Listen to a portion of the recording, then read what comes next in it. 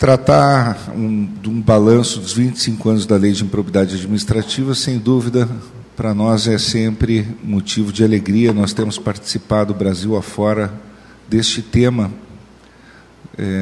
do qual também participamos dessa construção, de algum modo, tanto na via doutrinária como dentro do Ministério Público. A nossa primeira participação doutrinária foi um livro de 1997, e de lá para cá, acredito que participamos em muitos congressos no Ministério Público brasileiro. O Antônio Sérgio Tonet recorda disso, e, portanto, acompanhamos a evolução desta lei. Mas, fundamentalmente, me parece que, num primeiro momento, é essencial resgatarmos aqui nestas reflexões, à luz do que se delineou como sendo a natureza jurídica mesmo da improbidade administrativa, na perspectiva do Superior Tribunal de Justiça, até porque o Supremo Tribunal Federal ainda não sedimentou este tema com clareza.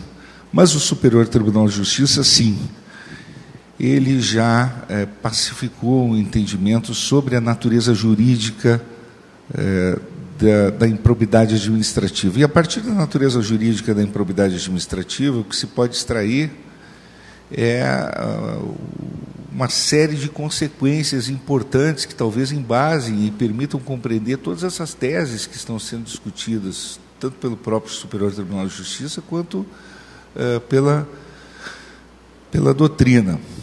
E o que é, então, o regime jurídico aplicável a esta matéria? Qual é, enfim, a natureza jurídica da improbidade administrativa? Qual é o conceito? Qual é esse direito aplicável à improbidade administrativa? O que se pode perceber, doutrinariamente, nós, lá em 1999, formulamos no Brasil, mas a partir de um artigo lançado na Revista de Administração Pública, sob a orientação do professor Eduardo Garcia Genterria, na Espanha, um conceito de sanção administrativa, conceito novo de sanção administrativa no Brasil. Esse conceito de sanção administrativa, ele, de algum modo, também inovou no direito administrativo, porque ele rompeu aquela clássica visão de que a sanção administrativa dependeria do elemento imprescindível da figura da administração pública no polo, digamos, da relação do sujeito ativo na aplicação da própria sanção. Nós recordamos que o conceito clássico de direito administrativo, o conceito estatutário de direito administrativo, como Oswaldo Aranha Bandeira de Mello, entre outros tantos clássicos administrativos abordavam, contemplava o direito administrativo como uma espécie de direito adjetivo, um direito estatutário, um direito que regulava a atividade da administração pública.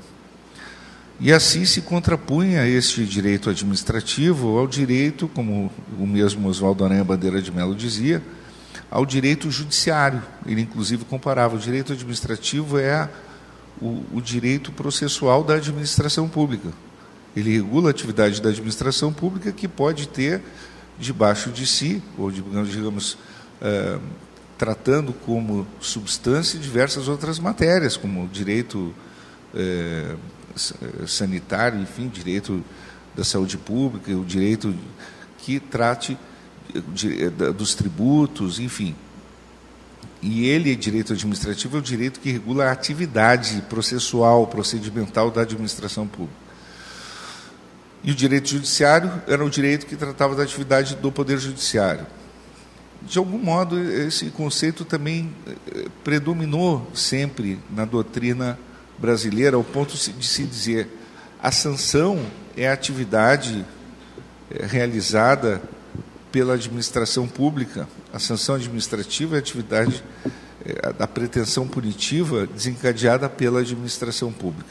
Nós rompemos esse conceito com um artigo em 1999 e que deu base ao nosso trabalho chamado Direito Administrativo Sancionador, e que também trouxe outras inovações. Foi a primeira obra monográfica no Brasil com esta nomenclatura e a primeira disciplina também fundada no Brasil, nos cursos de mestrado e doutorado na Universidade Federal do Rio Grande do Sul, com esta designação, né? Princípios de Direito Administrativo Sancionador. Pois bem, aí, com isto, nós mostramos que o direito administrativo sancionador, ou direito administrativo, para dizer a verdade, para além desta dimensão processual, ele tem também uma dimensão material, um direito substantivo e processual, porque regula a atividade da administração pública, mas também, especialmente em determinados âmbitos, bens jurídicos constitucionalmente regulados, como os deveres públicos, o chamado direito à função pública, ele tem uma dimensão substantiva.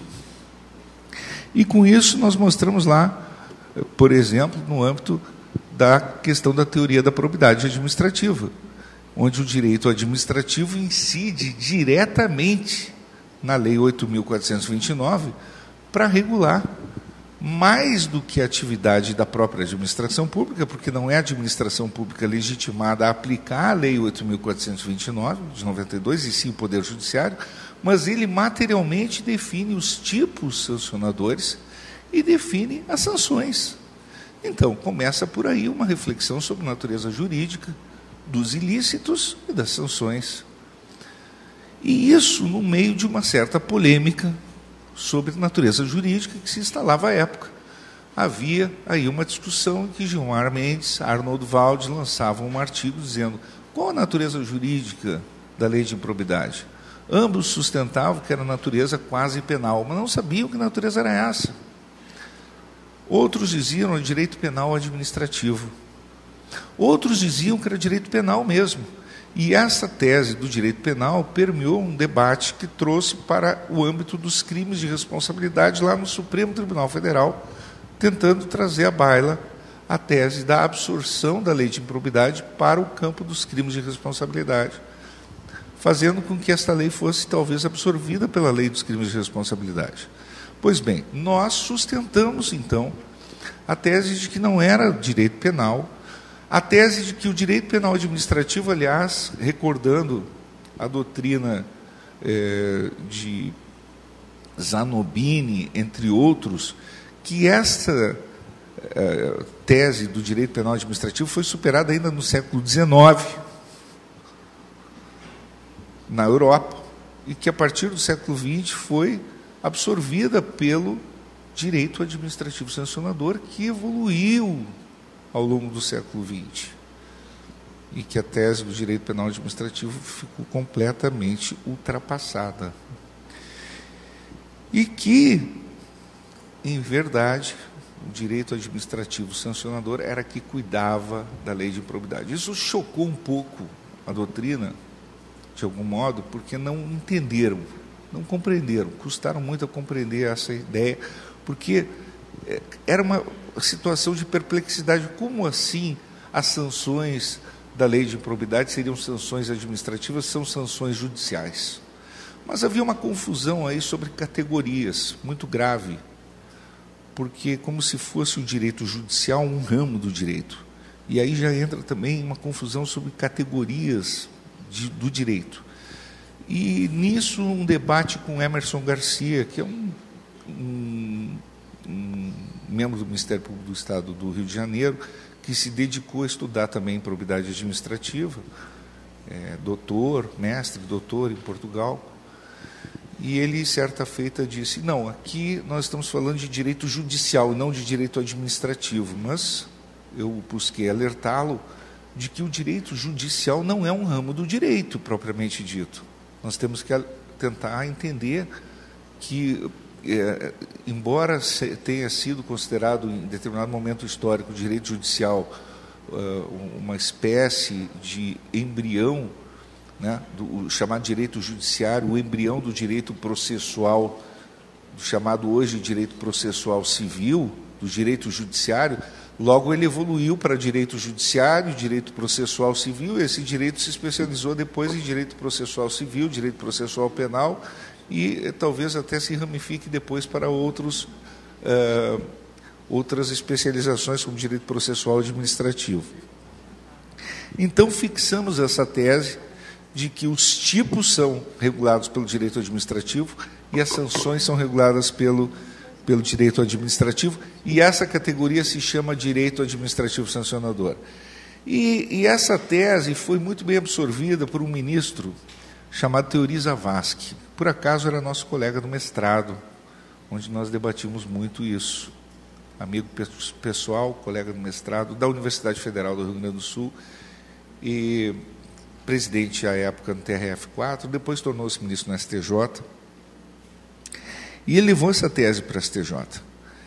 E essa tese no STJ ganhou adeptos, o ministro Luiz Fux, e ambos foram precursores, enfim, e aí uma série de acórdãos na STJ conduziu à consolidação dessa tese na STJ. Eu poderia citar aqui um conjunto enorme de acórdãos, trago como referência um RESP, entre outros tantos aqui, o RESP 879360 de São Paulo, 2006, em que o Fux, inclusive citando a nossa doutrina, da primeira turma, de 11 de nove de 2008, aplica expressamente o direito administrativo sancionador para o tratamento da improbidade administrativa. Bom, e o que isso significa se nós debatermos uma matéria desconhecendo qual é o regime jurídico aplicável a essa matéria? Ora, sem dúvida, é uma premissa importante conhecer qual é o regime jurídico aplicável a determinada matéria, quando você vê, às vezes, um tratado inteiro sendo escrito por um tema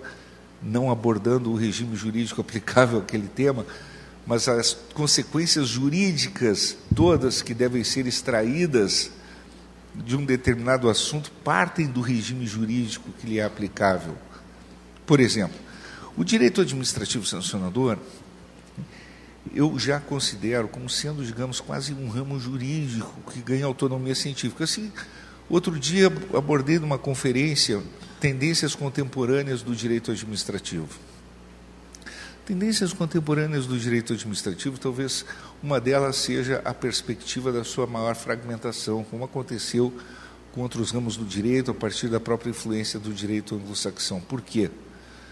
Como vem acontecendo, o direito administrativo, desde o século XIX, ele quer dizer, surgiu de uma especialização do direito civil, mas logo, se nós observarmos sua evolução, ele já vem se fragmentando. O direito urbanístico, o direito ambiental, o direito da ordem econômica e assim por diante, ele trata no seu bojo de muitas matérias, de uma multiplicidade enorme, gigantesca de conteúdos. Portanto, a tendência talvez seja do interior do direito administrativo surgirem em outros ramos do direito. O próprio direito administrativo sancionador ele tem características muito singulares.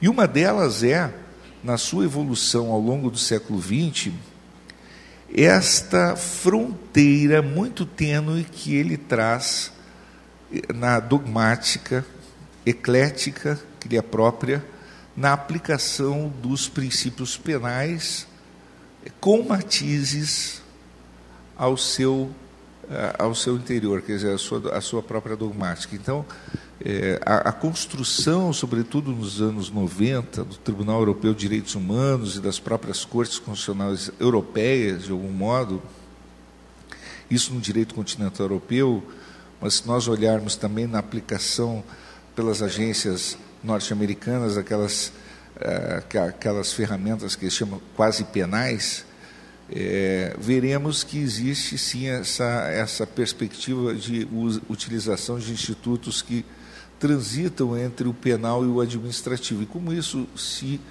classifica efetivamente? Quer dizer, são normas que não são nem do direito penal, nem do direito administrativo.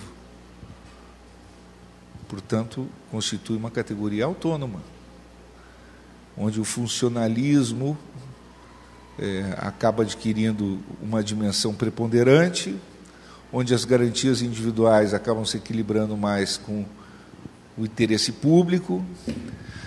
Não obstante aquela aplicação talvez nominal de princípios como da legalidade, da tipicidade, da culpabilidade ou da interdição à arbitrariedade dos poderes públicos, do devido processo legal formal e substancial, sim,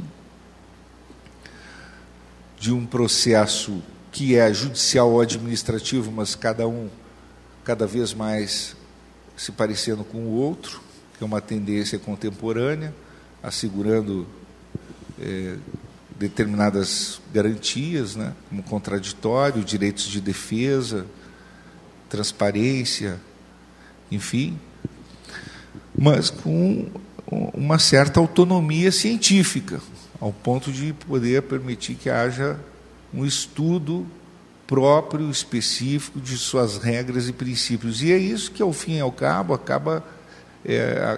culmina no reconhecimento do que seja um ramo jurídico ou uma cátedra, não é isso? O que outorga efetivamente esse status para que se possa estudar com autonomia uma disciplina jurídica. Então, desde o seu surgimento, a lei de improbidade ela tem peculiaridades. Ela surge da Lei Bilac-Pinto, Lei 3.502 de 58. A fonte de inspiração primária da lei de improbidade, 8.429/92, é muito interessante porque é um código de conduta que foi, digamos, modelado sob os auspícios de uma referência norte-americana. Bilac-Pinto buscou nos Estados Unidos uma espécie de um código de conduta para coibir o enriquecimento ilícito, mas sem uma coercitividade maior, porque havia apenas ali a perspectiva de reparação ao erário, que era, e nós sabemos, uma restituição que sequer pode ser conceituada como sanção, porque simplesmente a restituição é o estágio anterior, não é considerada sanção, tanto isso que acaba gerando o debate sobre tanto a prescritibilidade quanto o próprio conceito de sanção. Sanção significa um gravame para além da restituição. Hoje se considera que a perspectiva da restituição está mais para o âmbito de incidência dos princípios da responsabilidade civil do que propriamente do direito sancionador. E esse código de conduta, que era de inspiração norte-americana, que era a Lei Bilac-Pinto, se transforma, na verdade, num referencial da Lei de Improbidade Administrativa, que adquire uma robustez maior, com penalidades muito mais severas, por influência, sim, no Congresso Nacional, de um lobby, digamos, do próprio Ministério Público. Muito interessante isso, aconteceu em plena crise do governo Fernando Collor de Mello.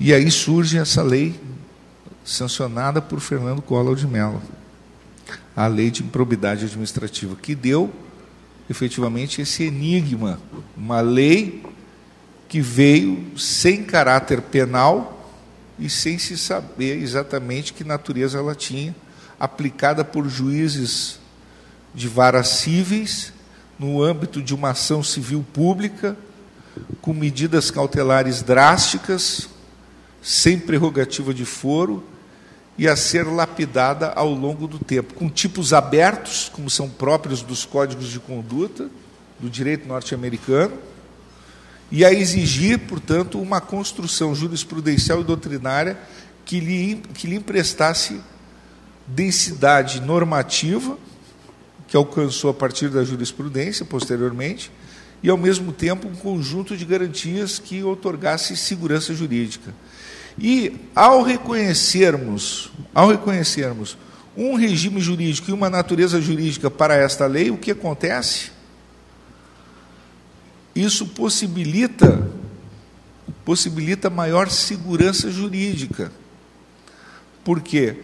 O direito administrativo sancionador já tem uma história de pelo menos desde o final do século XIX na Europa, e uma evolução ao longo de todo o século XX, que lhe viabilizou uma compreensão sobre a incidência por simetria dos princípios penais ao âmbito do direito administrativo e a construção de um autêntico ramo do direito.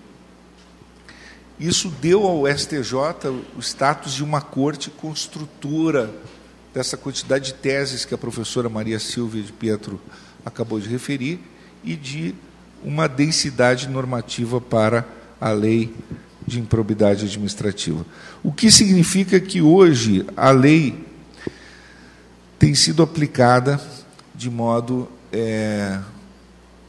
mais coerente. Por exemplo, em relação à aplicação de tipos abertos, em relação à necessidade da chamada individualização das condutas, ou a chamada tipicidade em concreto, que é uma necessidade inarredável, tanto do direito penal quanto do direito administrativo sancionador, que há uma controlabilidade judiciária sobre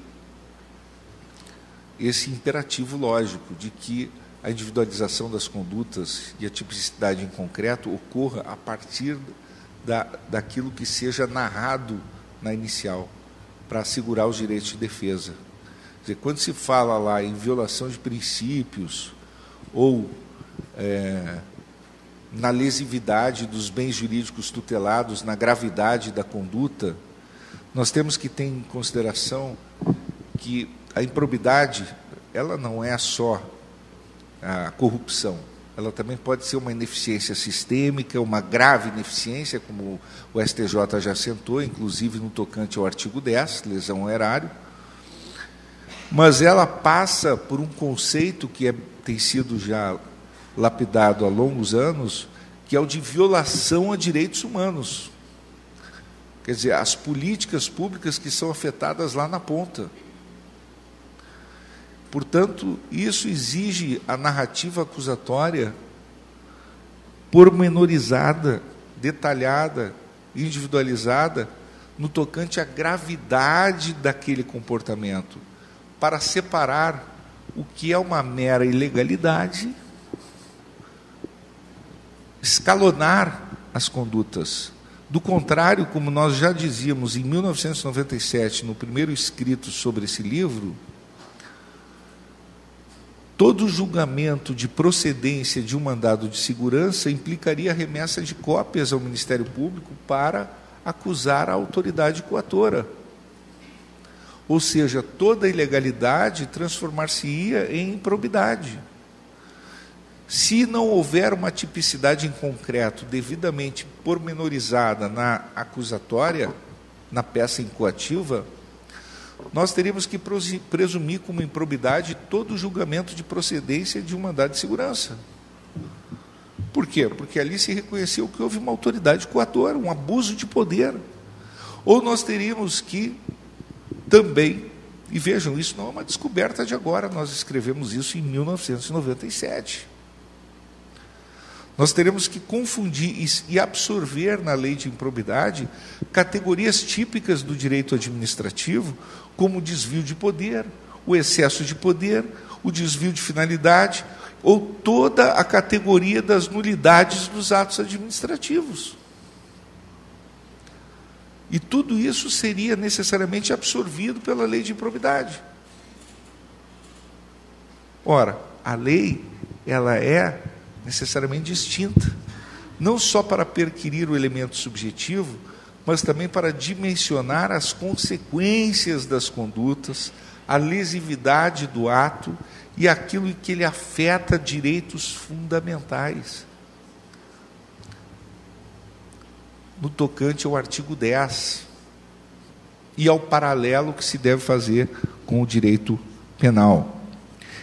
E Quanto aos tipos abertos, o seu fechamento se dá naquilo que chamamos de tipicidade em concreto, que é a descrição da conduta proibida na peça acusatória, em conformidade com a jurisprudência. Porque aquela velha distinção que na teoria do direito se faz entre texto e norma. O texto é aquilo que está em abstrato na legislação produzida pelo poder congressual. Mas a norma é o que é produzido pela jurisprudência. Não por outra razão, hoje, quer dizer, para se conhecer o que é o direito real, que é o sistema normativo, é necessário buscar a referência na jurisprudência e não apenas no direito legislado. Daí a importância das acusações estarem lastreadas na jurisprudência e não na interpretação meramente subjetiva dos acusadores. E isso faz com que haja a exigência de unidade de atuação do Ministério Público, que é o principal protagonista dessa ação de improbidade, mas também dos demais colegitimados, em observância a princípio hierárquico. No caso do Ministério Público, há uma tensão evidente entre o princípio da unidade e o princípio da independência funcional. A independência funcional não pode ser compreendida fora da unidade da instituição. A independência não pode traduzir o subjetivismo desenfreado de cada membro da instituição, porque, do contrário, teríamos quantos milhares de ministérios públicos no Brasil. E é necessário ter, na verdade, segurança jurídica na atuação institucional e na interpretação do ordenamento jurídico. Outro ponto fundamental é que as ações, inclusive pela interpretação que se faz das causas de rejeição, tanto das ações de improbidade quanto também das ações penais hoje em dia, e a partir do que se assentou pelo Supremo Tribunal Federal, legitimando o poder investigatório do Ministério Público e de outras instituições, é a inarredável exigência de que os processos acusatórios, os processos punitivos, as ações, estejam dotadas de forte plausibilidade na sua pretensão punitiva. Já não se pode mais admitir ações calcadas em leves indícios. O conceito de justa causa substancial deve estar harmonizado com aquilo que se identifica como os efeitos deletérios de um processo. O processo por si só é uma penalidade. Se nós olharmos o direito anglo-saxão, a relação custo-benefício mesmo, de movimentar a máquina judiciária, não pode ser compreendida como um capricho do acusador, sobretudo considerando que ele detém o poder investigatório amplo e restrito. Incompreensível, por exemplo, recente decisão do Supremo Tribunal Federal, que recebeu uma denúncia contra um senador da República após 7 anos de investigação exaustiva do Procurador-Geral da República, que ofereceu a denúncia e os ministros, ao receberem a denúncia, diziam que estavam recebendo aquela peça acusatória mesmo com base em leves indícios. Esse conceito está absolutamente defasado no século XXI. Receber uma denúncia ou uma ação de improbidade com base em leves indícios, quando os agentes públicos, os agentes políticos do Estado dispõem de poder investigatório para exaurir a investigação. Qual é a perspectiva de apurar novos elementos em juízo, quando se tem um instrumental qualificadíssimo para aprofundar as investigações?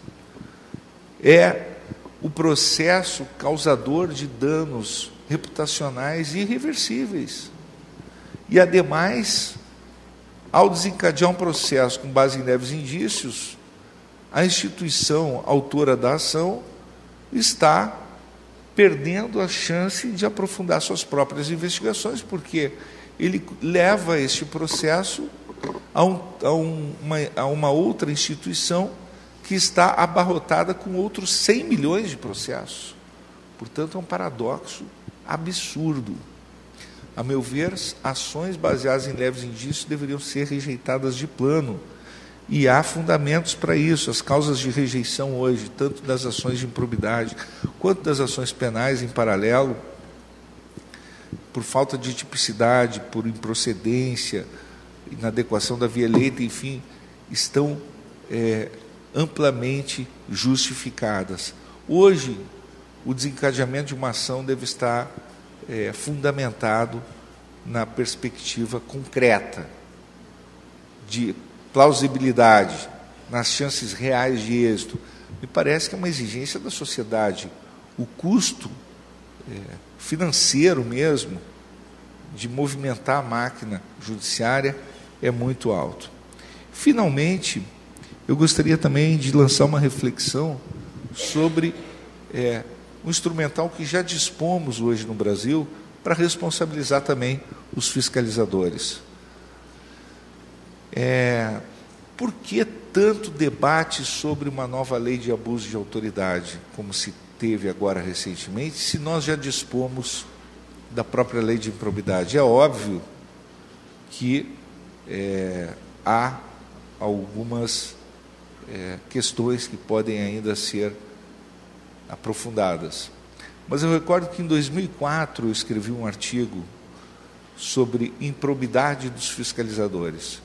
E eu creio que é do interesse das próprias instituições, da AGU, do Ministério Público, enfim, e de tantas outras, aprofundar essa reflexão sobre a depuração interna, sobre o aprofundamento das investigações, da responsabilização de seus próprios membros, por abuso de poder, por desvio de finalidade, por corrupção, por ineficiências.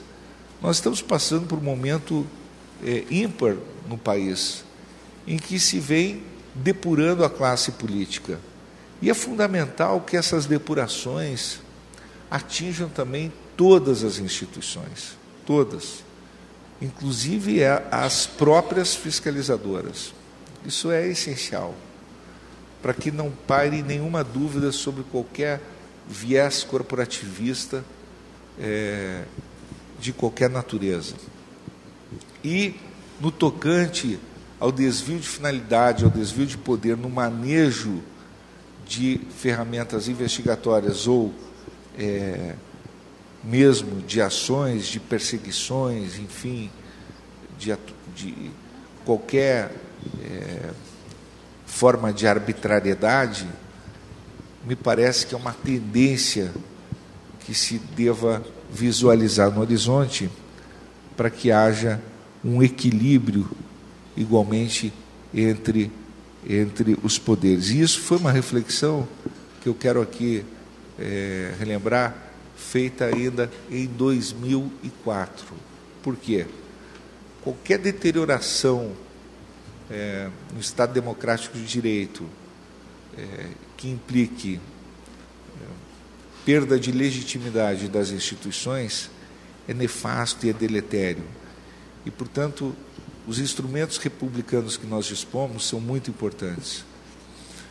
Vale recordar que o juiz Baltasar Garzón, que foi um ícone do combate à corrupção na Espanha, ele foi expulso da magistratura porque ele interceptou advogados indevidamente conversando com seus clientes, e ele foi punido pelo Conselho da Magistratura do seu país. Portanto, eu mesmo, como advogado-geral da União, tive a oportunidade de demitir um procurador da Fazenda Nacional, porque ele... E me disseram, olha, mas ele é honesto, ele é correto, etc., mas ele violou, numa investigação própria dele, violou e-mails, violou sigilos de colegas, etc., fez uma investigação arbitrária. E eu não tive dúvida de demiti-lo a bem do serviço público, porque isso tampouco pode passar incólume. Do contrário, o que ocorre e o que há é a perspectiva de deterioração no longo prazo do próprio Estado democrático de direito. Mas um balanço desses 25 anos da Lei de Improbidade Administrativa, sem dúvida alguma, em primeiro lugar, ele passa por uma sinalização positiva no sentido de que a lei ela vem evoluindo jurisprudencialmente. Nós temos que parar com a mania de mudar leis no Brasil e sim de valorizar a permanência da lei e a evolução jurisprudencial. Em segundo lugar, pensar que é fundamental, sim, aperfeiçoar a sua aplicação. Em terceiro, termos bancos estatísticos. Nós não temos a qualidade de uma reflexão quando não dispomos de estatísticas sérias para poder embasar nossas análises. E hoje há um déficit estatístico muito grande sobre a qualidade da atuação das instituições aqui no âmbito da improbidade, ou mesmo no campo penal, de diversos ilícitos que são combatidos, do que diz com a investigação, com os resultados obtidos, com a tipologia dos ilícitos que são objeto de acusações. Portanto, isso, de algum modo, prejudica os diagnósticos e também uma visão prospectiva.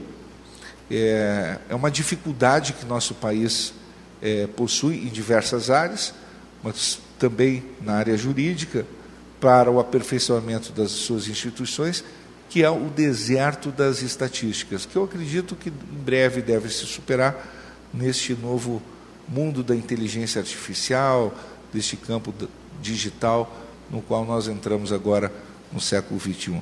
São minhas breves reflexões que eu tenho a honra de compartilhar nesta mesa tão qualificada, com Antônio Sérgio Tonet presidindo, com a professora Maria Silvia de Pietro, dando a honra de estar aqui, agora ouvindo e assistindo também a minha conferência, o que aumentou enormemente a minha responsabilidade, e com essa assistência tão qualificada. Muito obrigado a todos.